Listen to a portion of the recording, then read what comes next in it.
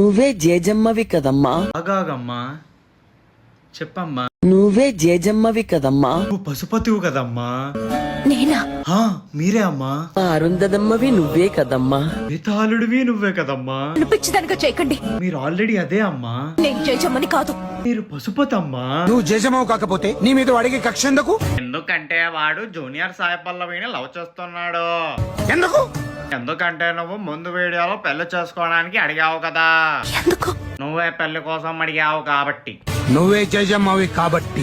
రే వదిలేయండ్రా పశుపతిని. Sorry junior Sai పల్లవిని. కాదు, అబద్ధం.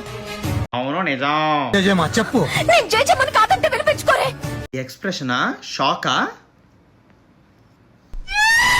చుట్టూ రగులుతున్న ఈ వినాశనం అబద్ధమా? నువ్వు జూనియర్ సాయి పల్లవి కాదు, సాయి పల్లవి. నిజం. నిన్ను వాడు నాశనం చేస్తాననడం అబద్ధమా? నిజం. నువ్వు జేజమ్మవు కాదు, పశుపతివి. నిజం. అప్పుడు నువ్వే జేజమ్మ అన్నది కూడా నిజం. నువ్వు మళ్ళీ పుట్టావుని అల్లా సాక్షిగా నేను నమ్ముతున్నాను. పశుపతి కోసం దేవుళ్ళు తాకెందుకురా? అది నిజం కాదు. ఎలా అరిసో నాని అన్న?